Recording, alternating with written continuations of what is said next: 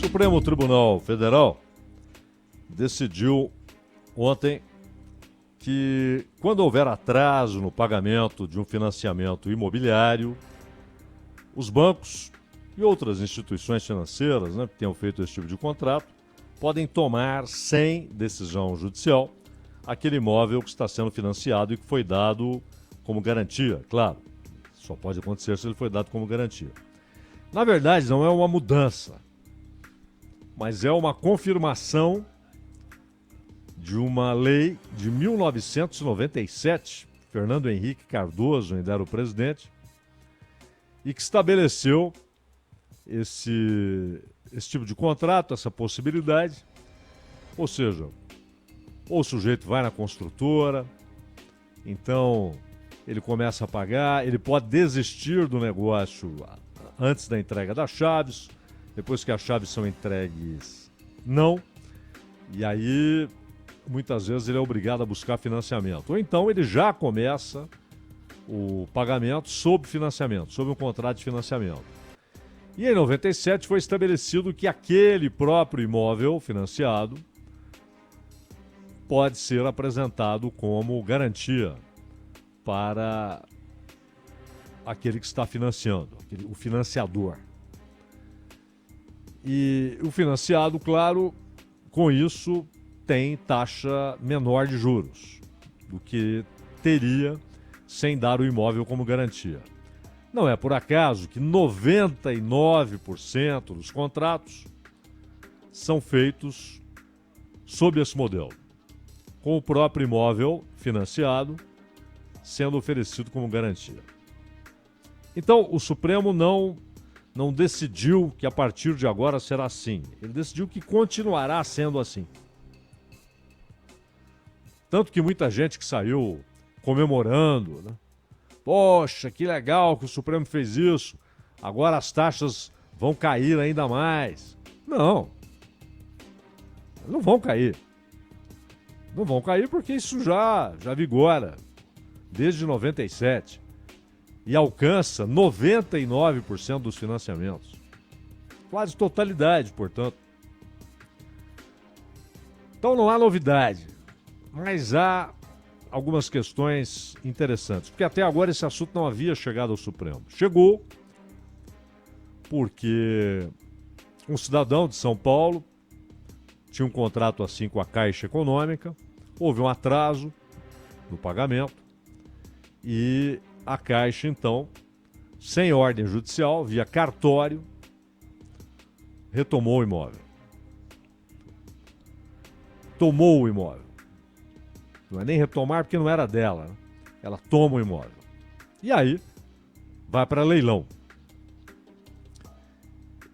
E esse cidadão alegou, em primeira instância, que a sua defesa, os seus advogados, não tiveram o tratamento adequado. Ou seja, não puderam demonstrar que a Caixa não havia cumprido todos os requisitos para a tomada do imóvel. E mais, a defesa não teve o espaço adequado para apresentar seus argumentos. Perdeu. Aí foi para o Supremo. Ou seja, foi possível acrescentar uma visão que antes não foi necessária, mas para chegar ao Supremo seria, de um embate constitucional,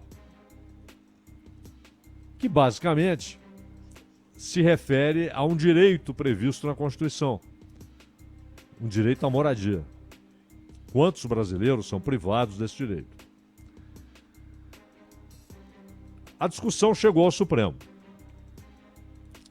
E o Supremo não apenas analisou o caso, como decidiu que a sua resposta ao caso tem repercussão geral.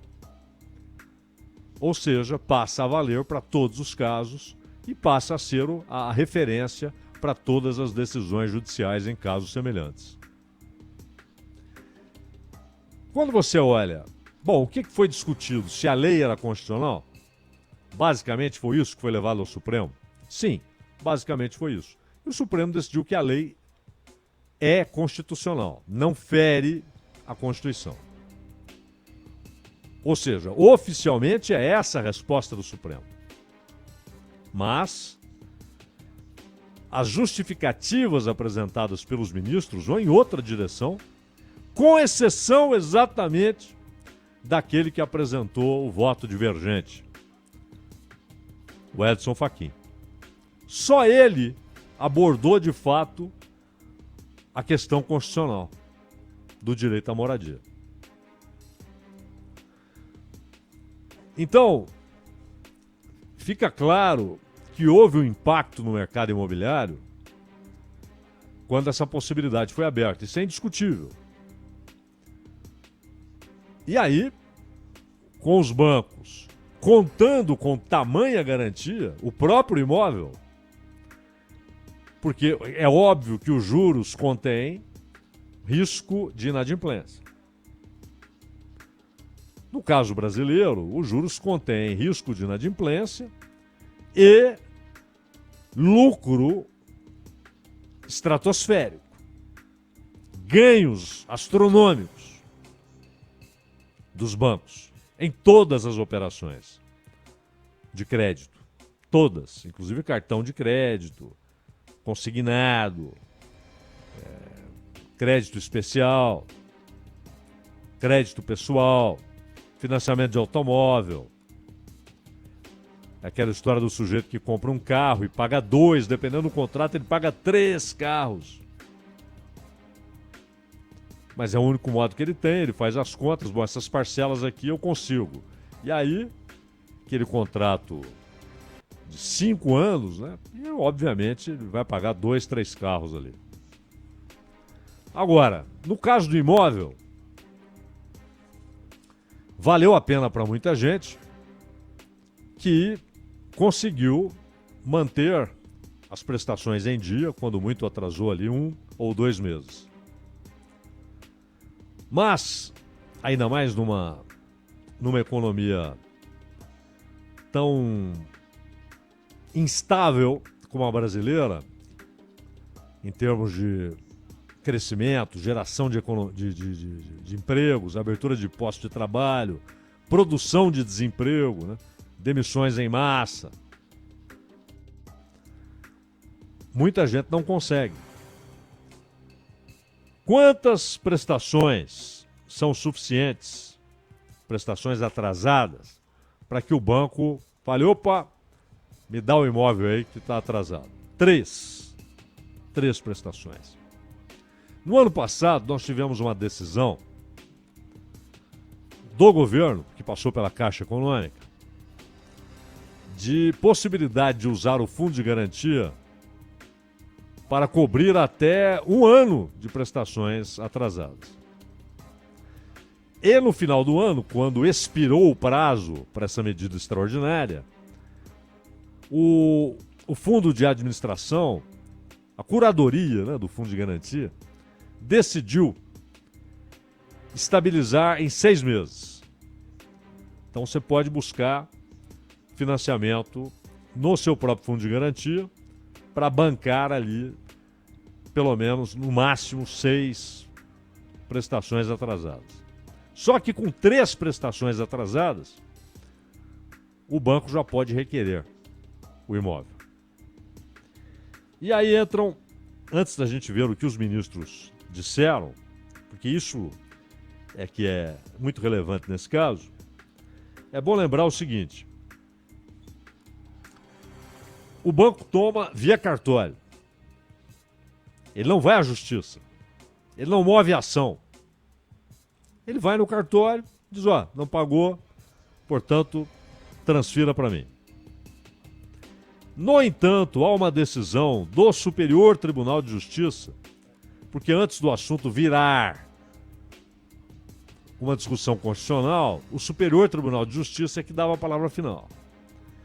E houve uma decisão do Superior Tribunal de Justiça com relação à Lei 9.514, lá de 97, de que, olha, isso é muito importante, depois de vencido o prazo e do banco requerer a entrega do imóvel para que passe a ser sua propriedade com registro em cartório, se a pessoa conseguir o dinheiro, ela pode correr lá, pagar as prestações atrasadas e evitar a perda do seu imóvel. Evitar que o banco retome ou tome o imóvel.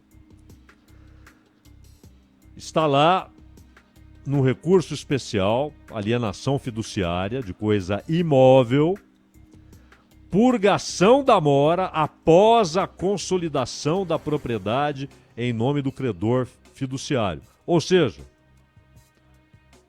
consolida-se que a propriedade agora é do banco. Mas o que o Superior Tribunal de Justiça decidiu é que o sujeito pode ir lá com o dinheiro, não está aqui, tudo que estava atrasado, me devolve o imóvel. E diz aqui, cinge-se a controvérsia a examinar se é possível a purga, tal, quando já consolidada a propriedade em nome do credor fiduciário, que é o banco ou uma outra instituição de financiamento.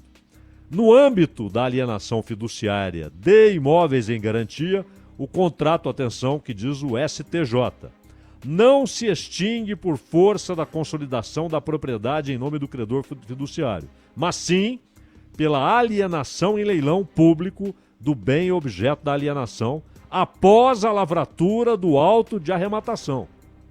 O que o STJ está dizendo? Que até o bater do martelo e a lavratura do auto de arrematação, ou seja, alguém adquiriu o imóvel no leilão, aquele que perdeu o imóvel porque atrasou 3 prestações, 3, só 3, ele pode ir lá e pagar, segundo o STJ, até a lavratura do auto de arrematação. Não é o começo do leilão, não é nada disso. Lavrou, está aqui, confirmado o negócio, comprou, deu o lance, foi o melhor lance, levou o imóvel. Ora, e diz ainda que, considerando que o credor não incorpora o bem alienado em seu patrimônio, que o contrato de mútuo não se extingue com a consolidação da propriedade em nome do fiduciário, que a principal finalidade da alienação fiduciária é o adimplemento da dívida e a ausência de prejuízo para o credor, a purgação da mora até a arrematação não encontra nenhum entrave procedimental. Está dizendo o seguinte, o banco não vai ter prejuízo se o cara for lá e pagar. E diz ainda que o devedor pode purgar a mora em 15 dias após a intimação prevista nos artigos da lei. Ou a qualquer momento, insiste o STJ, até a assinatura do auto de arrematação. Não há dúvida aqui dessa decisão do STJ. Porém, o que ocorre? Os bancos muitas vezes não aceitam.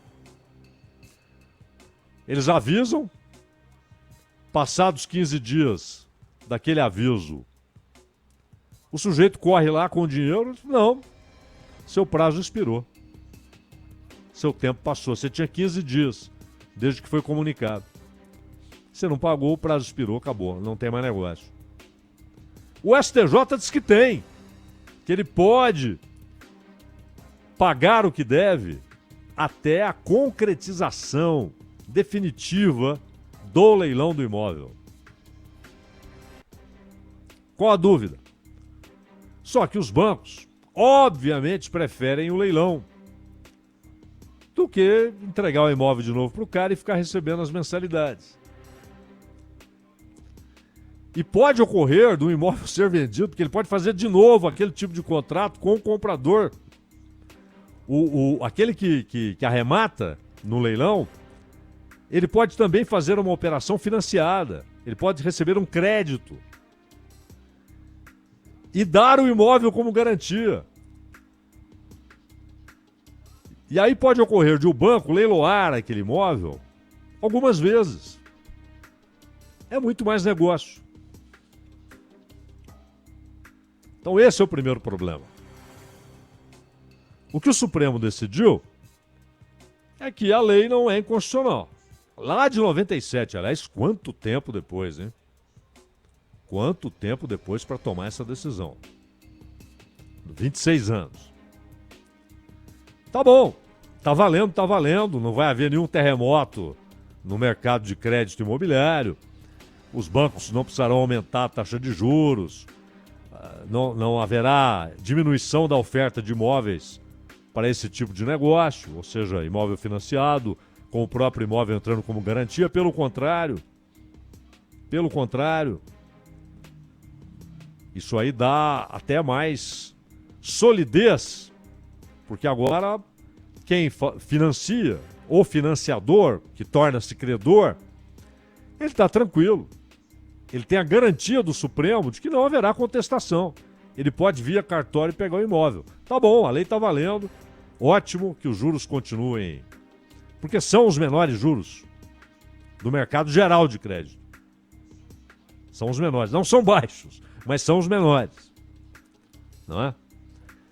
Mas não é essa a questão quando o problema vai ao Supremo.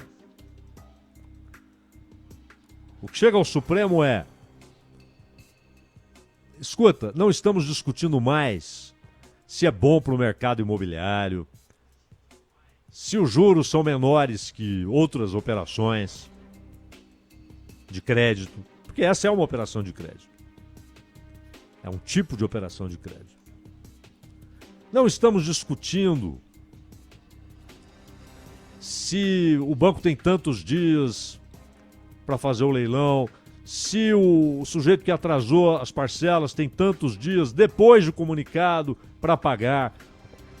Há uma decisão do STJ, repito, e ela nem foi mencionada, é impressionante, que diz, acabamos de ver aqui,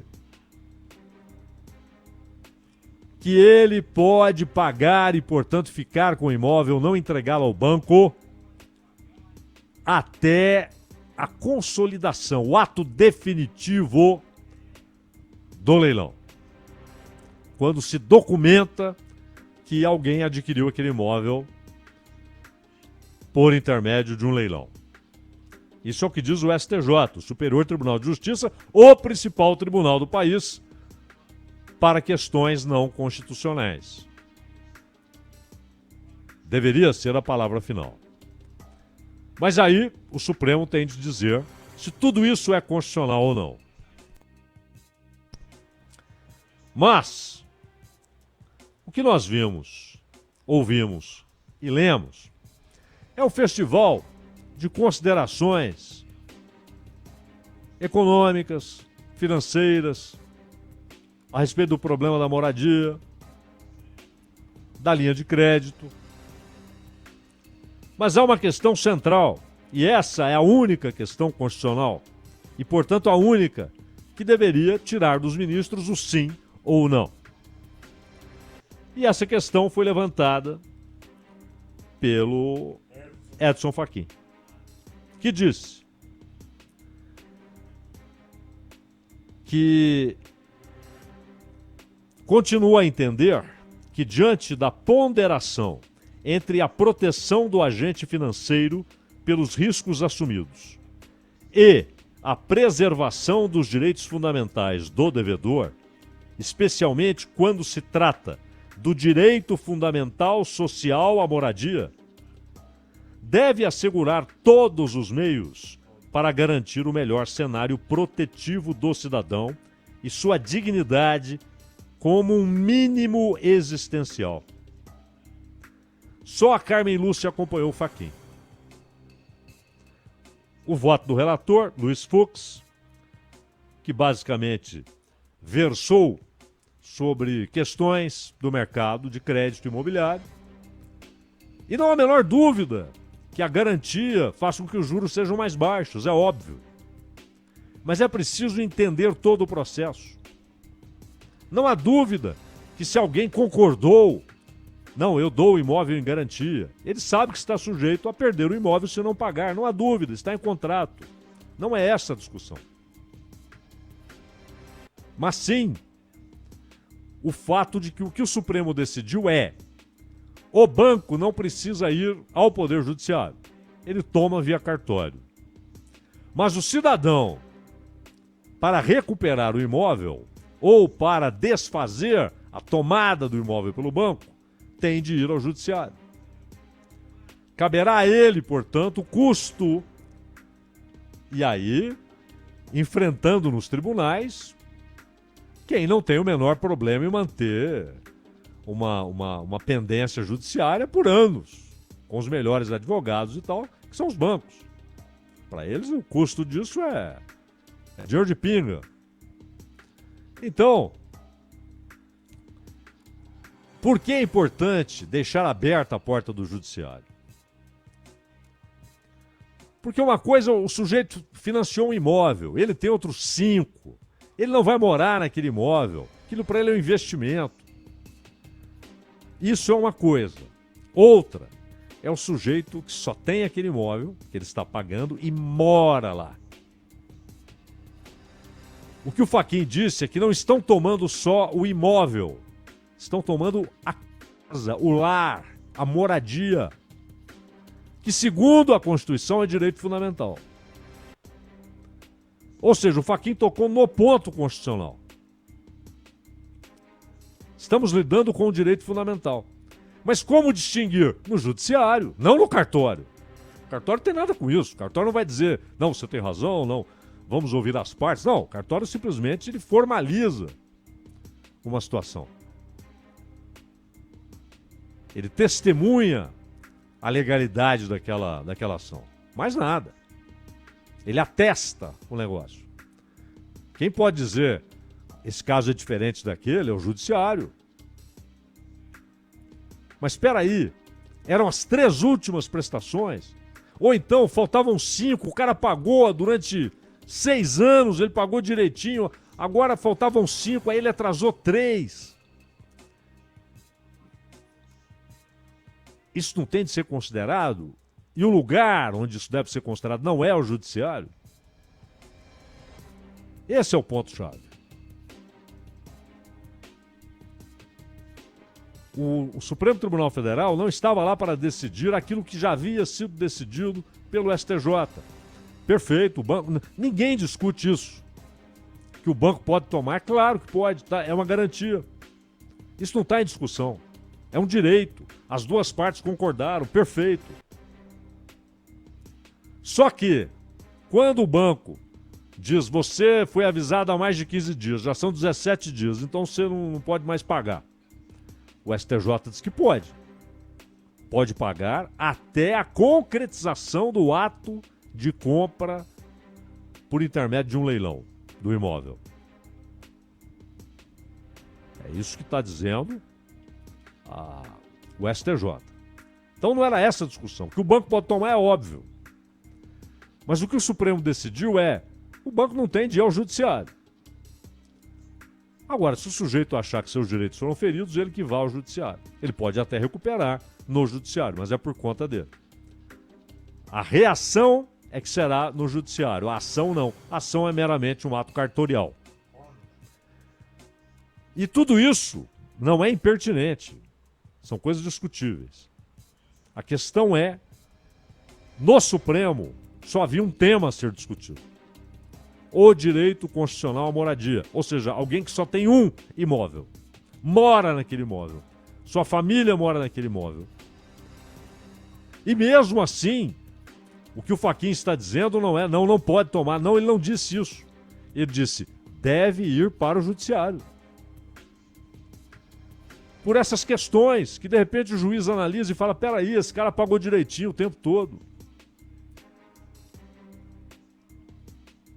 Ele perdeu o emprego, já arrumou outro, vai voltar a pagar, ou ele tem esperança de que ele vai conseguir um empréstimo, um outro empréstimo para pagar esse.